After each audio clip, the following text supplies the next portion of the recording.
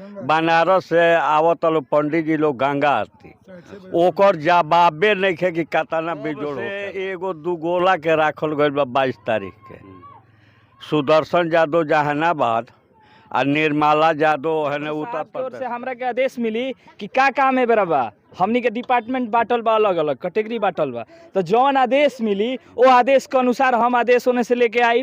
अब ये टीम के हम बताई हमार टीम तैयार भी है। देखिए जैसे पूछब तैयार बड़ा लोग काम करे खातिर कभी अध्यक्ष बनी उमेश पांडे जी यहाँ के स्वागत करब हमनी के बरिसवन पंचायत के पंचायत समिति सदस्य बबलू तिवारी जी साथ में कोमल तिवारी जी दोनों आदमी मिल के संयुक्त रूप से पगड़ी बांध के सम्मानित करे का काम करब यहाँ सब है। जोरदार ताली बजा के चाहिए। नमस्कार हम ब्रजेश राय वो सब देख रहा बनी दियारा भोजपुरी। अभी हमनी के बानी जा शाहपुर क्षेत्र के दियारा इलाका बरिसवन पंचायत में बरिसवन गांव में जैसा कि पिछला दिन हम सबके दिखैले रही कि जब झांसी के रानी के महल के तर्ज पे जौन बा कि सूर्य भगवान के पंडाल तैयार हो रहा बा। अभी देख सकत नहीं आइल बनी हमनी के बेराई जब पंडाल बन के तैयार हो गई बा।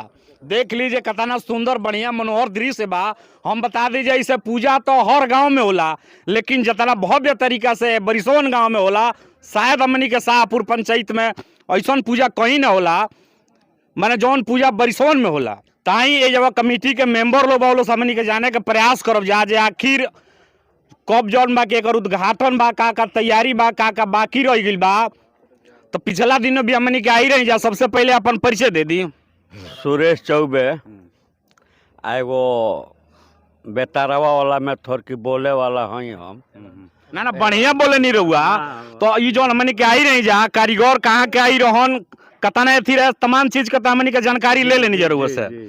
तो ये कतना दिन में पंडाल ऐसा बन के तैयार भइल है?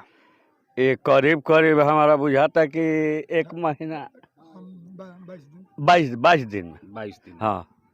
तो अभी जब कोनो सांस्कृतिक प्रोग्राम भी बा एगो पहले का नंबर तो 4 दिन बाटे बनारस से आवत लोग पंडित जी लोग गंगा आरती ओकर जवाबे नहीं खे कि कतना बेजोड़ होखेला आ तब से एगो दू गोला के राखल गइल बा 22 तारीख के सुदर्शन यादव जहानाबाद आ निर्मला यादव है उत्तर प्रदेश का है इहे दू गोला बा। हाँ माने दुगोला प्रोग्राम हो गइल बा जी हो गइल बा। ताई एक कमेटी के अध्यक्ष बनी पांडे जी ये जानकारी दी कि हमनी के पिछला दिनों तो ऐसा पता चलल कि मैंने कुछ अथी बा ऐसे मैंने कार्यक्रम ना रहला। तो अभी कौन कौन कार्यक्रम बा जबा? अभी पहले 19 तारीख के पूजा 20 तारीख के भी पूजा प्रसाद वितरण और 20 तारीख के शाम के 4 बजे से अश्व पूजन हर एक साल हमनी के करे नहीं जा। और फिर 6:30 बजे शाम से गंगा आरती मंगलवार के भी शाम के 6:30 बजे गंगा आरती और बुधवार के भी शाम के 6:30 बजे गंगा आरती और गुरुवार के भी 6:30 बजे गंगा आरती। और प्रत्येक दिन गंगा आरती 1 घंटा 22 मिनट के बाद ओकरा बाद विधिवत चारों दिन 4 तरह का प्रसाद बा। और यही बीच में 22 तारीख हमने के एगो सांस्कृतिक कार्यक्रम बा जो पंडित जी पहले बता चुके नहीं। यहाँ यो कार्यक्रम हमने के कमेटी एक तरह से कैंसिल कर दे रहे लेकिन गार्जियन से सलाह लेनी है जा मार्गदर्शन लेनी है जा। कुछ गार्जियन भी कहले कि ना प्रोग्राम करे के चाहिए सामूहिक चीज़ है ये सब हमने के अंत में प्रोग्राम के फिर फाइनल करनी है जा। ए बार देखा नहीं है कि कुछ लोग आई रहा प्रशासनिक पदाधिकारी भी लोग आई रहा कैसन कार्यक्रम रहा? वो रहा जैसे हमारे पंचायत समिति के सदस्य कमल तिवारी और बबलू तिवारी के द्वारा घाट के निर्माण भई रहा ओकरा में प्रमुख साहब प्रखंड विकास पदाधिकारी फिर थाना प्रभारी DPRO सर जय साहब गांव के प्रधान मुखिया जी सब लोग शामिल रहा। ओकर पूजा पाठ आज रहा ऐसे रहा कि काल हमने के छठ हो जाई काल समय मिली ना और छठ से बिल्कुल हट के चीज़ बा ये तो प्रतिमा का पूजा बा ये तो काल हुई इस हमने के गार्जियन सलाह कैला कि हमने के आज वो पूजा करा दिया ओकरे उद्घाटन रहा वही में सब बड़ पूजा जिला टॉप रहुआ गांव में हो तो का कहब? हम एकरा खातिर उमेश भैया के धन्यवाद देतनी अपना तरफ से गांव के समाज के साथे से सबके लिए ये बहुत अच्छा मने थी बा। शुरू कर रहे हैं। का नाम पड़े अपन परिचय दे दी। हमार नाम छोटक तिवारी। का कहबे पूजा के बारे में? एक कमेटी के छोट कार्यकर्ता हमने कहीं जा ये पूजा से हमरा गांव के अगल बगल के गांव के बड़ी श्रद्धा जुड़ा रहेला। उस श्रद्धा के हिसाब से हमने के पूजा भी भगवान के दया से बहुत अच्छा होता हुए और ठीक है बस हमारे हिसाब से है ना। राउर मैंने बहुत ज़्यादा चर्चा रहा शुरू से, मैंने बहुत ज़्यादा उत्सुकता से मैंने कि रहुआ पूजा में बाहरों से फोन करते मैंने कहे के मतलब सम्मिलित रहे नहीं रहुआ, तो ई का मन में अनुराग आयल कि तरीका के पूजा रहुआ गाँव में होखे के चाहिए। पहले तो हम दियरा भोजपुरी के ब्रजेश जी के बहुत बहुत धन्यवाद देव कि रउआ हमरा गाँवे आईनी, हमरा पूजा के पूरा सोशल मीडिया के तहत से लोग के बतौनी देखौनी कि होला हमनी के यहाँ पूजा।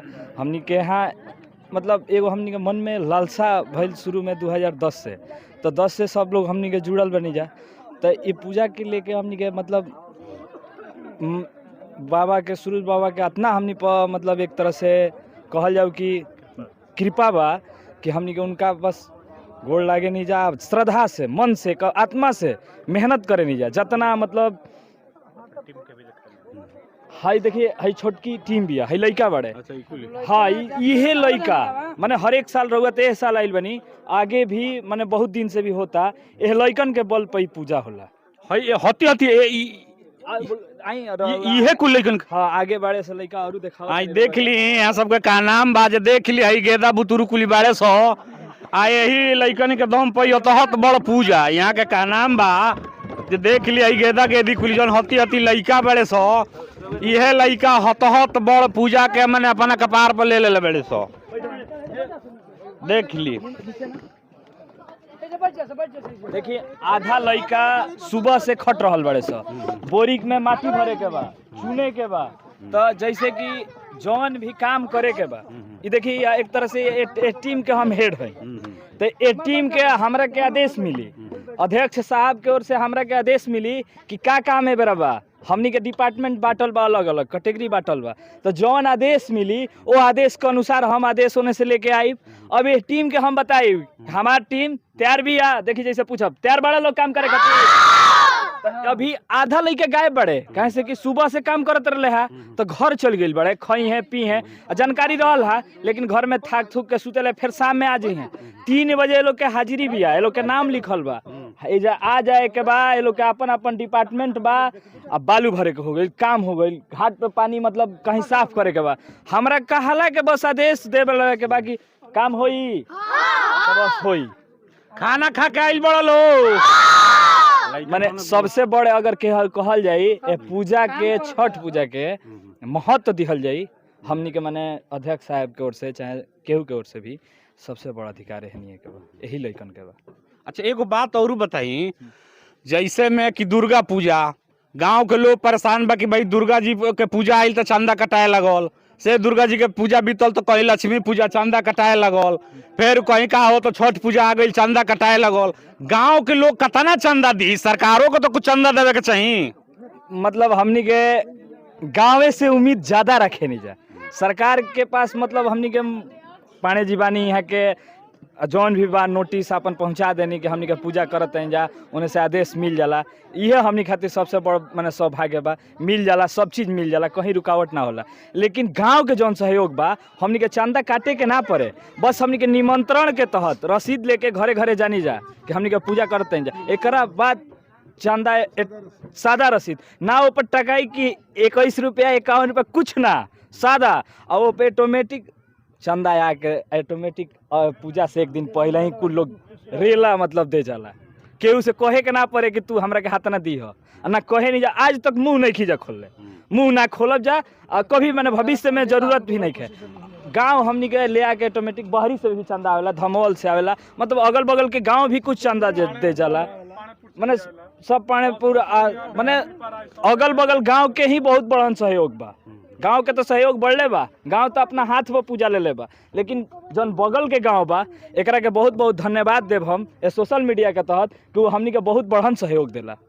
तो मैंने जगह खाली बरिसवनिए के मैंने छठ होला कि औरो गांव के लोग ना, ए जब बरिसवन से तो छठ होते, बरिसवन के घाट हो, बरिसवन के लोग छठ करता, लेकिन बाहरी लोग जौन बा एजा आवेला, वो लोग के व्यवस्था बनावे नहीं जा, वो लोग के रुके के रूम, वो लोग के मतलब जौन भी व्यवस्था के जरूरत पड़ेला ओकरा खातिर टीम हमनी के एकदम प्रसादी और सदी बटाला टीम के। हाँ हाँ, बगल बगल के गांव, अगल बगल के गांव में हम लोग प्रसाद ही बांटने जाते हैं। छठ पूजा जैसे खत्म हो जाई, प्रसाद से 2 दिन जैसे पूजा चलत रही है जा, तो वही में 2-4 लड़का के टीम एने चल जाई, 2-4 आदमी का टीम इधर चला जाएगा, मतलब हर जगह प्रसाद पहुंचा देवे के बा।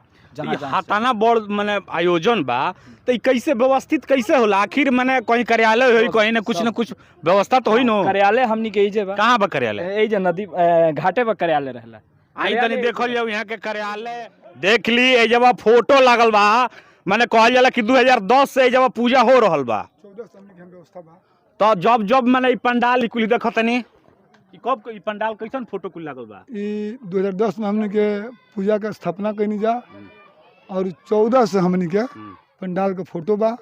ओकरा बाद सामने बोर्ड जो खाली लोकता, एकरा पर 2010 से लेकर के 2022 तक टोटल हिसाब कितना चंदा आइल और कौना पट्टी कौना गांव से कितना आइल और कितना खर्चा भइल, टोटल डाटा हमने के आज रात में पे आदमी माने हिसाब किताब भी रहो, पूरा डाटा रखले बा ए टू जेड। और ये जो काउंटर हो जाई, कमेटी के हमारे लड़का रही हैं, जरा इच्छा हुई कि हम 2014 में कितना पैसा दिले बनी, उ आई और बोली कि हम सहजौली खुट के हैं, बोली कि हम सातों घर के हैं, या बाबू अपन पट्टी के नाम बताई।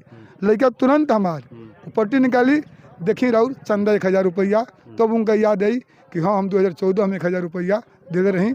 एनी टाइम कमेटी जब तैयार रहे, कमेटी कही पिछला साल कितना चंदा आइल बा, कमेटी वो दिखाई, कितना खर्चा भइल बा वो दिखाई, और विधिवत कितना डीजल आइल, कितना लाइट साउंड के दिया, कितना पंडाल के दिया, टोटल विधिवत रहेला एकदम बिल्कुल पारदर्शिता। एकरा में कोनो तरह के दिक्कत ना, और यही के चलते पूरा गांव के जनता हमने के पूजा के ऊपर विश्वास करेले।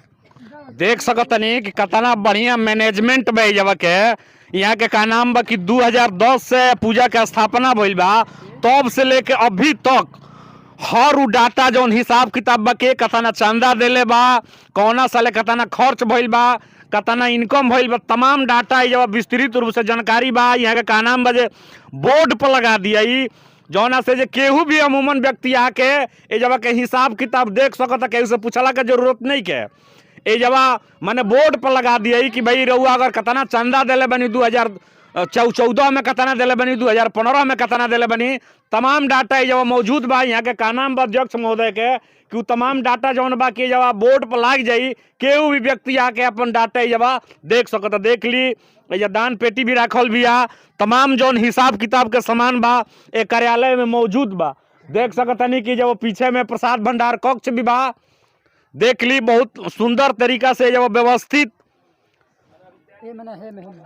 देख ली ए जब अलमीरा भी बा, ए जब हर चीज माने व्यवस्थित बा कि केहू भी आगंतुक अगर बाहर भीतर से आवता तो प्रसाद खातिर तमाम चीज के विधि व्यवस्था रखे खातिर सीसीटीवी कैमरा के भी व्यवस्था बा। तो हम यह कहब जे भी देख रहा बा हमारा दियारा भोजपुरी के माध्यम से, हमनी के तमाम लोग से कहब जा जे एक बार जब आई ए पूजा के विजिट करी, देख लीजिए हतहत बड़ माने कहल जाओ जे अनुष्ठान एक तरीका से माने अपने आप में जितना भी वर्णन कल जाओ कम बा।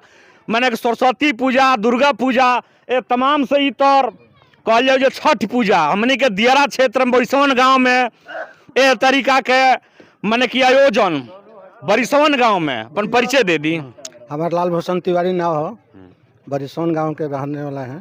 तो हतहत बड़ पूजा रहुआ गांव में आयोजन हो रहा बा, का कहो? बहुत अच्छा हो रहा बा पूजा, आ उमेश पांडे के सहयोग से हो रहा बा सब, आ बहुत ही सब लोग के मिला के चलेलन।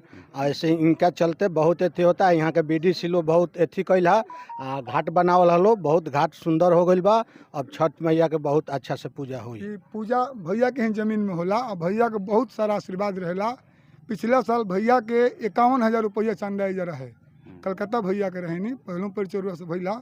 अब भैया देखी फिर छठ करे खातिर जब पूरा परिवार सहित जागल बनी। देख सकतनी कि गांव में कितना उत्साह बा छठ पूजा के लेके कि ये तरीके अनुष्ठान जौन बता दी कि पूरा दियारा इलाका में इकलौता बरिसवन गांव में धर्मावती नदी के तट पर। आज के वीडियो में इतना ही।